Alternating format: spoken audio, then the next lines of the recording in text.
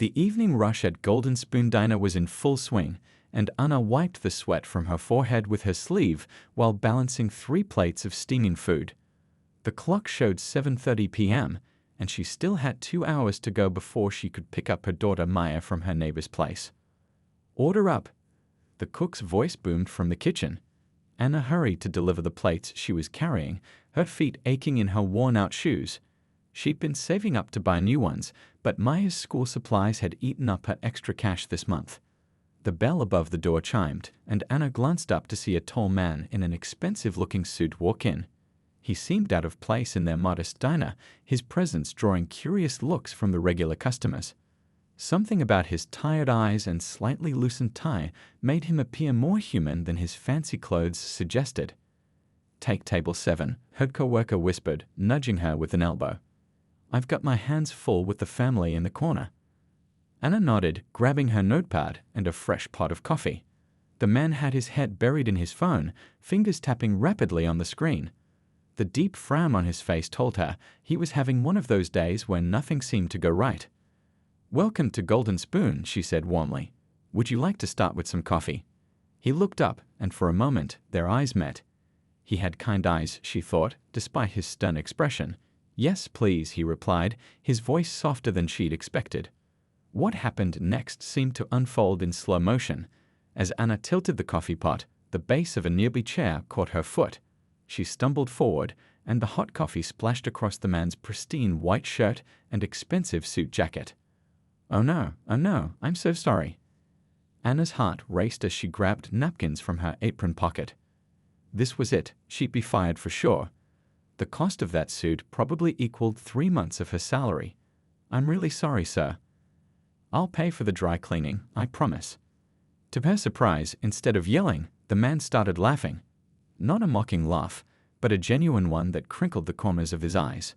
"Well," he said, dabbing at his shirt with a napkin, "I guess I needed a wake-up call. I've been working for 16 hours straight." Anna blinked, unsure how to respond to his unexpected reaction. "You're not angry?" "Life's too short to get upset over spilled coffee," he said, shrugging off his jacket. "Though I wouldn't mind a fresh cup, preferably in the cup this time."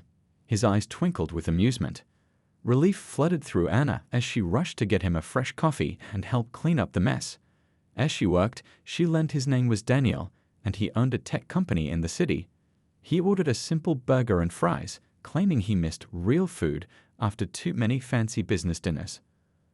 The rest of Anna's shift flew by, but she couldn't help noticing how Daniel treated everyone with kindness, from the teenage busboy to the elderly couple at the next table. He left her a generous tip that made her eyes water, but it was his genuine smile and thank you that truly touched her heart. As Anna finally clocked out at 9:30 p.m., she hurried to the parking lot, already running late to pick up Maya. But her old car had other plans. The engine sputtered and died, refusing to start no matter how many times she turned the key. Tears of frustration welled up in her eyes as she hit the steering wheel. She couldn't afford a mechanic right now, and Maya was waiting. As she pulled out her phone to call for help, a knock on her window made her jump. Daniel stood there, his coffee-stained suit jacket draped over his arm. "Car trouble?" he asked through the glass. "I couldn't help but notice. Would you like some help?" Anna hesitated, her mother's warnings about strangers echoing in her head. But something in Daniel's concerned expression made her trust him. Maybe it was how he'd handled the coffee incident, or how she'd watched him interact with others all evening. "I need to pick up my daughter," she explained after rolling down the window. "She's at my neighbor's house, and I'm already late." Daniel nodded thoughtfully. "My driver can take you to get your daughter, and I'll have my mechanic look at your car first thing tomorrow morning. No strings attached, just one person helping another." Anna started to refuse, her pride fighting against accepting such help from a stranger. But then she thought of Maya waiting for her, and her neighbor who had already stayed late. Sometimes, she realized, it takes more courage to accept help than to struggle alone. That night, as Anna tucked Maya into bed and listened to her daughter chattering about her evening, she couldn't help but wonder about Daniel. In a world that often seemed cold and uncaring, their chance encounter had reminded her that kindness still existed in unexpected places. Little did she know, this was just the beginning of a story that would change both their lives forever. True to his word, Daniel sent a mechanic to fix Anna's car the next morning. She had expected a quick fix, but the mechanic shook his head as he examined the engine. This might take a few days, he said, writing up a list of parts that needed replacing. Anna's heart sank. She couldn't afford this, and she definitely couldn't manage without a car. But before she could even look at the estimate, the mechanic smiled and said, "Mr. Chen already took care of everything." He said to consider it a thank you for the best coffee bath he's ever had.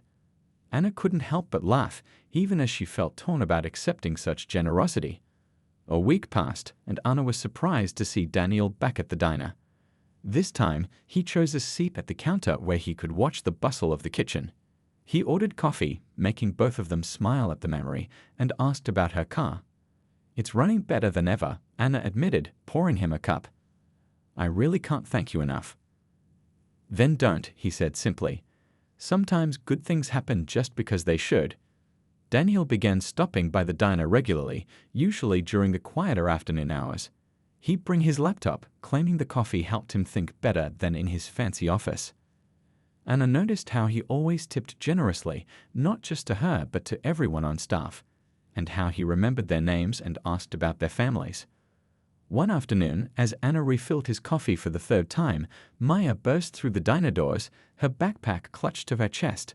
"Mom," she called out, her voice trembling. Anna immediately knew something was wrong. "Baby, what happened? Why aren't you at after-school program?" Anna rushed to her daughter, finding her burning up with fever. The school nurse sent her home. Maya's friend's mother explained from the doorway. "I picked her up since they couldn't reach you. Your phone must not have signal in here." Anna felt her world spinning. She still had 4 hours left on her shift, and her manager was already short-staffed. She couldn't lose this job, but Maya needed her. "Go." Daniel's voice cut through her panic. He had already packed up his laptop. "Take my car service. Get her to a doctor. Don't worry about your shift. I'll talk to your manager." Before Anna could protest, he added softly so only she could hear, "I lost my mother young because she was too proud to accept help when she needed it. Don't let pride get in the way of taking care of your little girl." Those words broke through Anna's hesitation. Within an hour, Maya was seeing a pediatrician who diagnosed her with a severe case of strep throat. The doctor prescribed antibiotics, but they were expensive, far more than Anna had budgeted for emergencies. When she went to pay, she found the prescription had already been covered. She knew who was responsible, and this time, gratitude overshadowed her pride.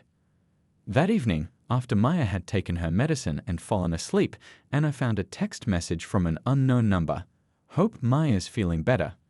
Kids bounce back fast with the right care. D." She saved the number, finally admitting to herself that Daniel had become more than just a customer. He was a friend, even if he was a billionaire and she was a waitress. Life had taught her that true friendship didn't care about bank accounts. Over the next few weeks, as Maya recovered, Daniel's visits continued. He brought her children's books about science and technology, lighting up her face with stories about robots and space exploration. Anna watched their interactions carefully at first, but soon relaxed as she saw the genuine joy Daniel took in answering Maya's endless questions. "Why do you spend so much time here?" Anna finally asked him one quiet afternoon. "Surely you have fancier places to be." Daniel was quiet for a moment, stirring his coffee thoughtfully. "In my world," he finally said, "everyone wants something from me. They laugh at jokes that aren't funny. They agree with everything I say. But here," he gestured around the diner, "here, people are real.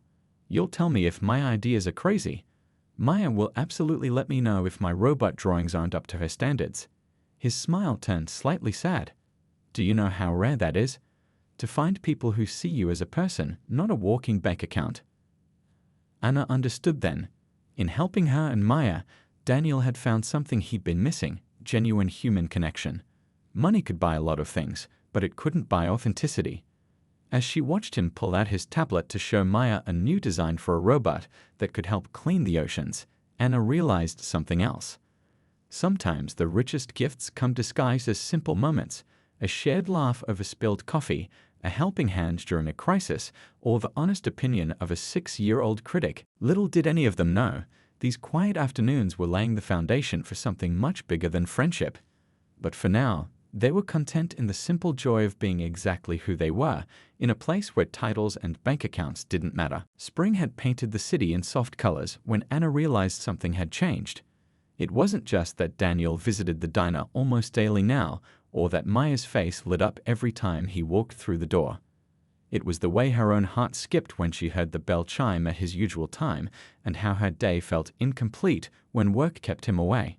It happened on a Sunday morning, her rare day off. Daniel had invited them to a small farmer's market, claiming he needed expert advice on picking fresh ingredients. Maya skipped ahead, fascinated by the colorful displays of fruits and vegetables. "Try this," Daniel said, offering Anna a piece of fresh-baked bread from a local baker's stall. Their fingers brushed as she took it, and that simple touch sent warmth spreading through her chest. She looked up to find him watching her with soft eyes, and suddenly she knew they'd crossed some invisible line between friendship and something more. "What do you think?"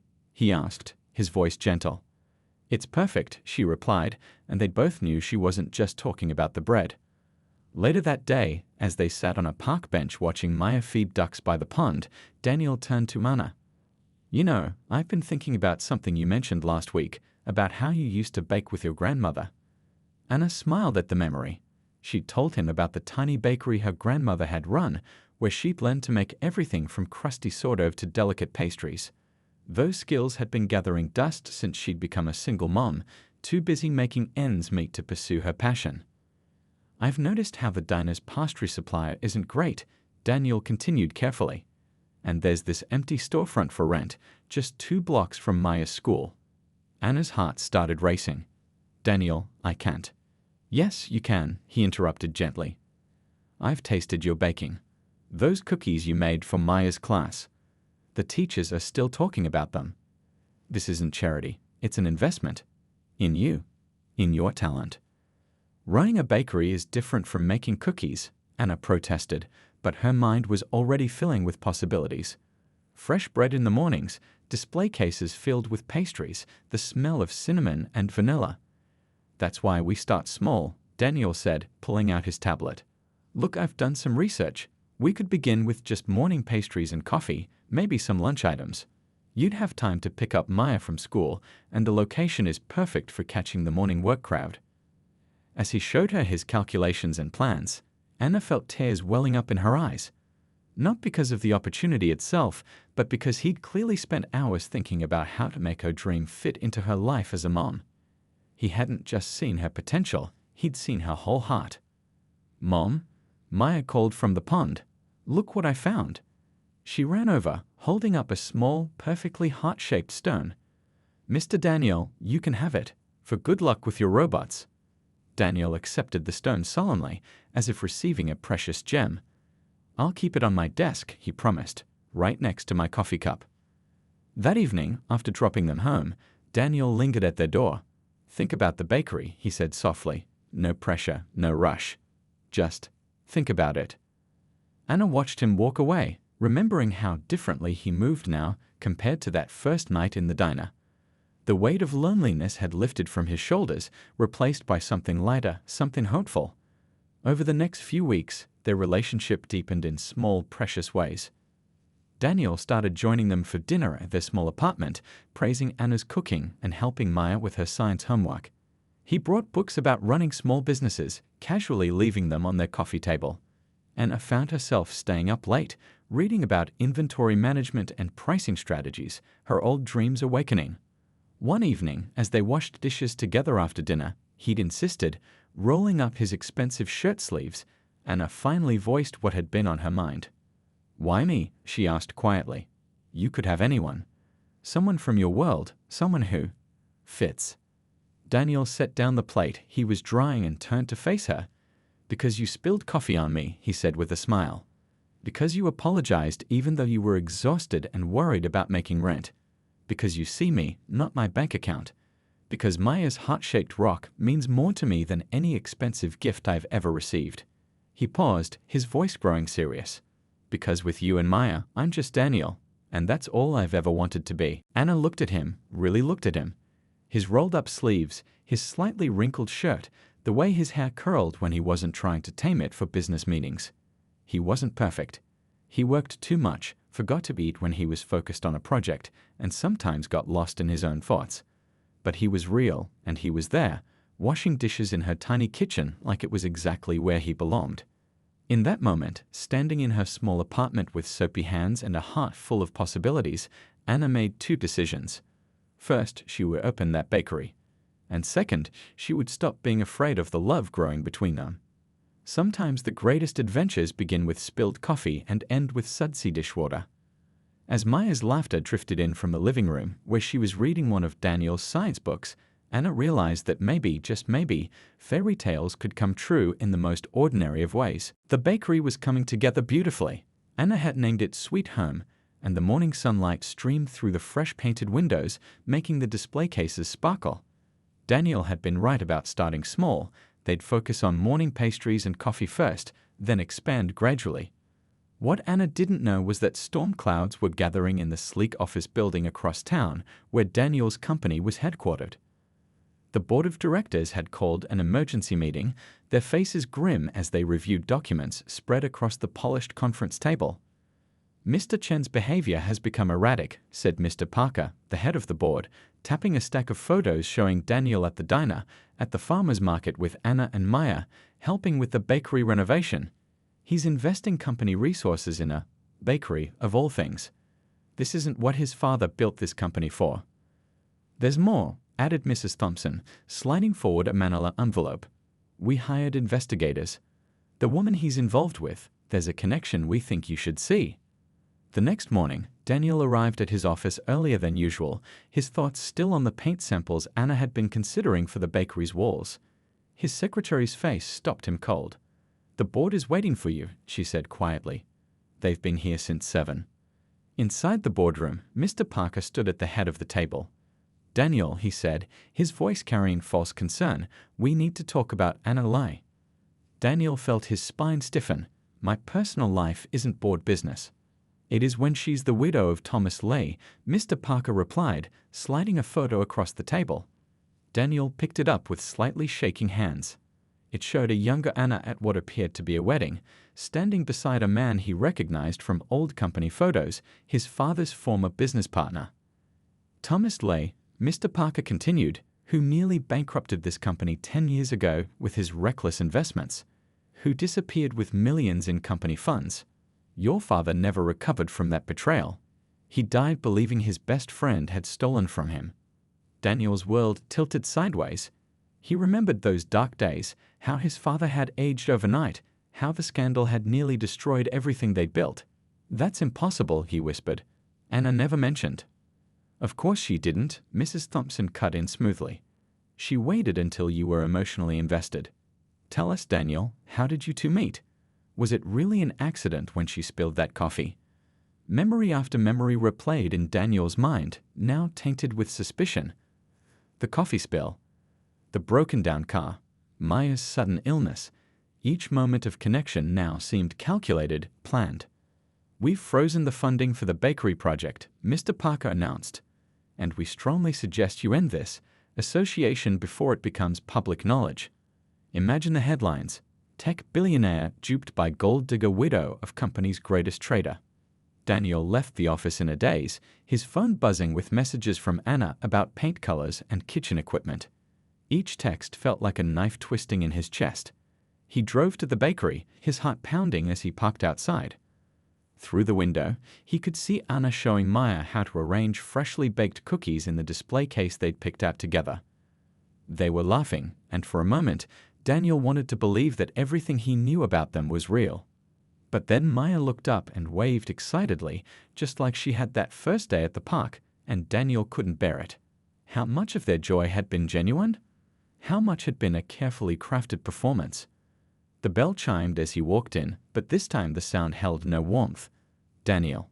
Maya ran toward him, but stopped short when she saw his face. Even at her young age, she could sense something was wrong. "Anna," he said, his voice rougher than he intended, "we need to talk." "Of course," she smiled, but it faded as she registered his expression. "Maya, honey, why don't you go organize the sprinkles in the back?" Once they were alone, Daniel placed the wedding photo on the counter between them. Anna's sharp intake of breath told him everything he didn't want to know. "Were you ever going to tell me," he asked quietly, "about Thomas Lay? About your connection to my father's company?" Anna's face went pale. "What? I don't." "Thomas never talked about his work. He left us with nothing but debts. I didn't even know." "Stop lying." Daniel's voice cracked. "Was any of it real? The coffee spill? The broken car? Or was it all part of some revenge plan?" "How dare you?" Anna whispered, tears filling her eyes. "How dare you think I would use my daughter like that? Everything we shared was real. I never knew about Thomas's connection to your father. He kept everything from me, just like he kept the gambling debts and the failed investments secret until he died." But Daniel couldn't hear her through the roar of betrayal in his ears. His father's broken spirit, the company's near collapse, the years of rebuilding. It all crashed together with every soft moment he'd shared with Anna and Maya. "The bakery funding is cancelled," he said flatly. "I'll make sure you receive a fair severance for your time. But this, whatever this was, it's over." He turned and walked out, refusing to look back, refusing to see Maya's small face peering around the kitchen door, refusing to hear Anna's quiet sobs. The bell chimed one last time as the door closed behind him. In his pocket, the heart-shaped rock Maya had given him felt impossibly heavy. The half-finished bakery stood silent, its windows covered with brown paper. Anna sat on the floor among boxes of unused equipment, reading through the legal documents one more time. The severance payment was more than generous, but each dollar felt like a price tag on their broken dreams. "Mom?" Maya's voice echoed in the empty space. She stood in the doorway, clutching her backpack. Anna quickly wiped her eyes, forcing a smile for her daughter. "Ready to go home, sweetie? Can we wait a little longer? Maybe he'll come today." Maya's hopeful voice broke Anna's heart all over again. For 2 weeks, Maya had insisted on stopping by the bakery after school, just in case Daniel showed up to explain that it was all a big mistake. "Not today, baby." Anna gathered their belongings, taking one last look around. The walls were still only partially painted, showing patches of the soft yellow they'd chosen together. Sometimes grown-ups make mistakes that are too big to fix. Back at their apartment, Anna found a stack of mail waiting. Bills, advertisements, and a thick envelope from Daniel's company. Inside was official documentation terminating all contracts and agreements, along with a letter from the board of directors strongly suggesting she cease all contact with Daniel. Anna's hands shook as she read their cold assessment of her suspicious relationship with Daniel and their thinly veiled threats about protecting the company's interests. They painted her as a calculating gold digger using her connection to her late husband to infiltrate Daniel's life. If only they knew the truth about Thomas, how he'd kept her in the dark about everything, his gambling, his business failures, his desperate schemes. She'd learned about it all only after his death, when the debt collectors started calling. She'd spent years rebuilding their lives, protecting Maya from the harsh reality of their situation. That night, after Maya was asleep, Anna allowed herself to cry. She cried for the dreams that had slipped through her fingers, for Maya's confused hurt, and for Daniel, who'd shown her what true love could feel like, only to snatch it away based on assumptions and half-truths. Across town, Daniel sat in his massive penthouse office, staring at the city lights below. The heart-shaped rock Maya had given him sat on his desk, mocking him. He'd thrown himself into work, scheduling meetings at odd hours and taking on projects he'd normally delegate. "Sir," his assistant's voice came through the intercom. "The board is pleased with the new direction, but they're concerned about your working hours. Should I schedule some time off?" "No," Daniel replied shortly. Time off meant time to think, and thinking meant remembering. The way Anna's eyes crinkled when she laughed, Maya's excited chatter about science projects, the simple joy of washing dishes together in their tiny kitchen. He picked up the rock, running his thumb over its smooth surface. A memory surfaced, Maya explaining very seriously how she'd known it was meant for him because it's a heart and you made Mom's heart happy again. Had it all been a lie? The question haunted him, keeping him awake at night. He'd replay every moment, searching for signs he might have missed. But all he could see was Anna's face when he'd accused her, the shock, the hurt, the disbelief that he could think her capable of such manipulation. Days turned into weeks. Anna returned to waitressing at the diner, swallowing her pride when customers asked what happened to the bakery. She'd smile and say simply, "Sometimes things don't work out the way we plan." Maya stopped asking about Daniel directly, but Anna would find her drawing pictures of robots and hiding them in her desk drawer. One night, Anna discovered her daughter had carefully saved every science book Daniel had given her, arranging them on her bookshelf in perfect order. "Mom," Maya asked one evening as Anna tucked her in, "is it bad that I still miss him?" Anna sat on the edge of the bed, smoothing Maya's hair. "No, sweetie, it's not bad at all. Sometimes our hearts remember the good things, even when everything else goes wrong. Then why can't grown-ups just say sorry and fix things? That's what you tell me to do when I fight with my friends." Out of the mouths of babes, Anna thought, if only adult relationships were that simple. But pride and hurt had built walls too high to climb, and trust, once broken, wasn't easily rebuilt. In his office, Daniel found himself driving past the diner at odd hours, slowing down but never stopping. He'd catch glimpses of Anna through the window, serving coffee to other customers, her smile a little less bright than he remembered. One evening, he overheard his board members congratulating themselves on saving him from a grave mistake. The way they laughed about Anna and Maya, as if they were characters in a soap opera rather than real people with real feelings, made his stomach turn. But what if they were right? What if he'd been fooled by a pretty story and an innocent child? The doubt ate at him, even as his heart argued that nothing so pure could have been fake. The heart-shaped rocks sat on his desk, gathering dust but impossible to put away. Like the half-painted bakery walls and the unused kitchen equipment in storage, it stood as a testament to dreams interrupted, trust broken, and love lost to fear and misunderstanding.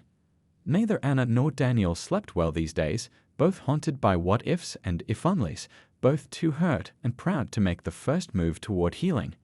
Between them stretched a gulf filled with unspoken words and unexplained truths, waiting for someone brave enough to build a bridge across. Autumn painted the city in shades of gold and red, but Daniel barely noticed from his office window.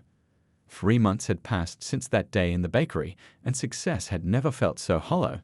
His company's stock was soaring, new projects were launching ahead of schedule, but he couldn't remember the last time he genuinely smiled. "Sir?" His new assistant knocked softly. "The board sent over the quarterly reports for your review.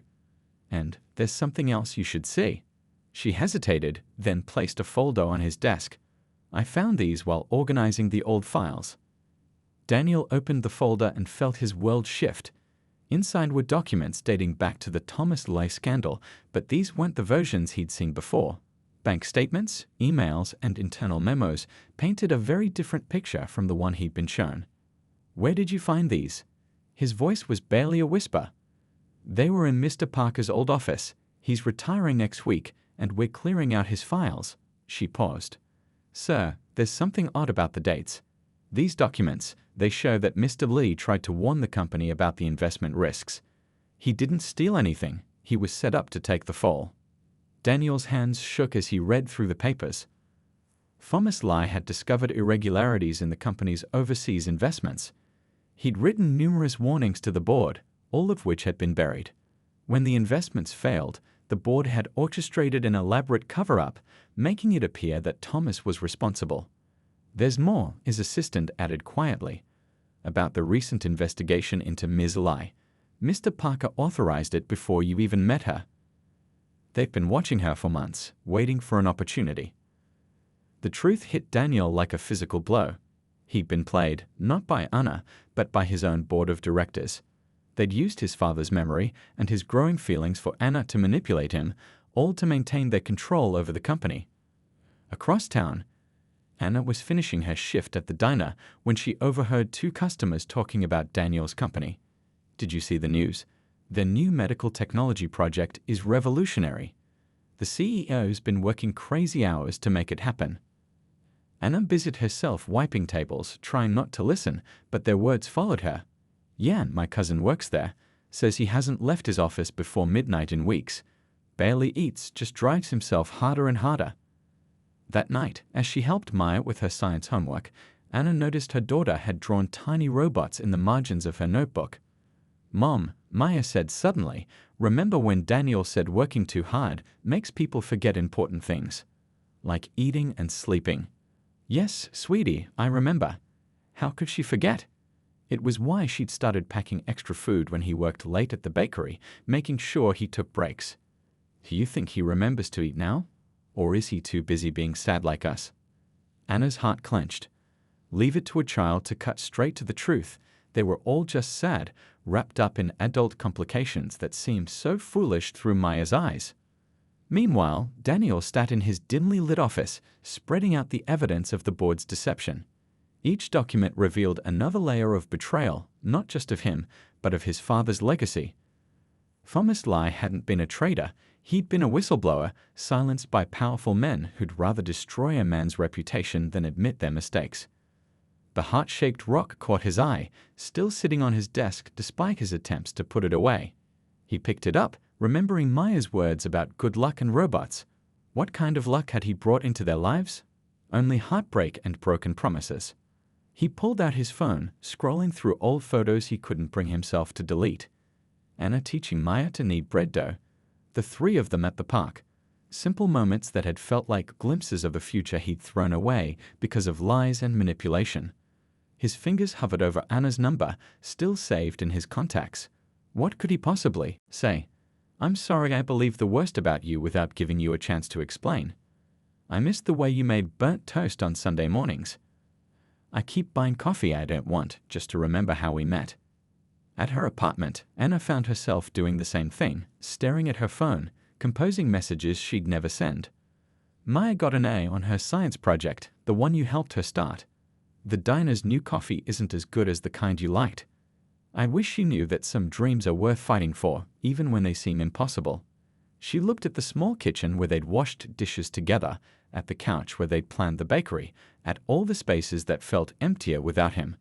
Pride and hurt had kept them apart, but something else was growing stronger, regret, and the dawning realization that some mistakes cost far more than money ever could. That night, both of them lay awake in their separate worlds, watching the same moon through different windows. Daniel clutched the evidence that could change everything, while Anna held Maya's latest robot drawing, a family of 3 mechanical figures holding hands. Sometimes the hardest part of loving someone is finding the courage to fight for that love, especially when fear and pride build walls between hearts that were meant to be together. But as the autumn wind scattered leaves across the city, something was shifting, like the first hint of spring hidden in winter's depths. Winter had settled over the city when Anna noticed something different about the old bakery space. The brown paper was gone from the windows, and warm light spilled onto the sidewalk. Her heart skipped as she walked past after her evening shift, but she forced herself to keep moving. Hope had hurt too much last time. The next morning, she found an envelope in her mailbox. Inside were documents, dozens of them, along with a simple note. The truth about Thomas. I'm sorry I didn't look harder for it sooner. D. As she read through the papers, tears blurred her vision. Here was proof of everything Thomas had tried to do, how he'd fought to protect the company, how the board had twisted everything to destroy him. Her hands shook as she reached the last page, a formal letter clearing Thomas's name, signed by Daniel himself. At the bottom was a personal note. I owed him this. I owe you so much more. That evening, as Anna walked Maya home from school, they saw someone sitting on the steps of their apartment building. Daniel stood as they approached, looking different from the polished businessman they'd known. His tie was loose, his hair slightly messy, and in his hands was the heart-shaped rock Maya had given him so long ago. Maya stopped short, her small hand tightening in Anna's. You came back, she whispered. I did, Daniel said softly, if that's okay. Anna found her voice. Why now? Because I finally learned the whole truth. About Thomas, about the board's lies, about my own mistakes. He took a deep breath. But mostly because every morning I drink terrible coffee and pretend it tastes as good as yours. Because my office is full of fancy technology, but it feels empty without Maya's robot drawings. Because I finally understood that success means nothing if you don't have people to share it with. People who spill coffee on you. Anna's voice wavered between tears and laughter. Especially those people. He stepped closer, but still keeping a respectful distance. I'd fired the board. All of them. They'd been manipulating things long before you came into my life. They tried to use my father's memory to control me, to keep me from finding happiness they couldn't profit from. Maya tugged on Anna's sleeve. Mom, can we go inside? It's cold, and Daniel looks hungry. He probably forgot to eat again. The simple observation broke the tension. Anna felt a laugh bubble up to spite herself. He does look a bit thin, doesn't he? Inside their apartment, everything felt both familiar and new. Maya immediately showed Daniel her latest science project, a solar-powered robot she built herself, inspired by his old designs. He listened with genuine interest, asking questions that made her beam with pride. Over cups of Anna's coffee, which Daniel claimed was better than ever, they talked, really talked. About Thomas, about the board's deception, about their own fears and mistakes. About how pride had kept them apart when honesty could have brought them together. The bakery, Anna said finally. I saw the lights on. Daniel nodded. I bought the space. It's yours if you want it. No strings, no company involvement. Just a gift, or maybe an apology, or maybe just me believing in your dream the way I should have all along. I can't accept. You can, he interrupted gently. Because it's not just about you or me anymore. He gestured to Maya, who had fallen asleep on the couch surrounded by her robot drawings. It's about showing her that mistakes can be fixed, that dreams don't have to die, that love is worth fighting for. Anna looked at her daughter, then back at Daniel. It won't be easy. Trust takes time to rebuild. I know, but I'm willing to earn it back one day at a time, one cup of coffee at a time. He smiled softly. Maybe I'll even let you spill some on me occasionally, for old time's sake. Only if you promise to keep teaching Maya about robots. Anna found herself smiling back. She's determined to build one that can frost cupcakes. A baking robot? Now that's the kind of innovation my company should be working on. As they talked into the night, making plans and sharing hopes, the heart-shaped rock sat on the kitchen counter between them. Not as a reminder of what they'd lost, but as a symbol of what they could build together, a future founded on truth, strengthened by forgiveness, and sweetened by the simple joy of belonging together. 1 month later, Sweet Home Bakery opened its doors. The walls were painted the exact shade of yellow Anna had originally chosen, the display cases sparkled in the morning light, and a small robot, built by Maya with Daniel's help, greeted customers with a mechanical wave. On opening day, as the smell of fresh bread filled the air, Anna looked around at her little family. Maya was proudly showing customers how her robot worked, while Daniel arranged pastries with the same care he used for million-dollar contracts. Life wasn't perfect.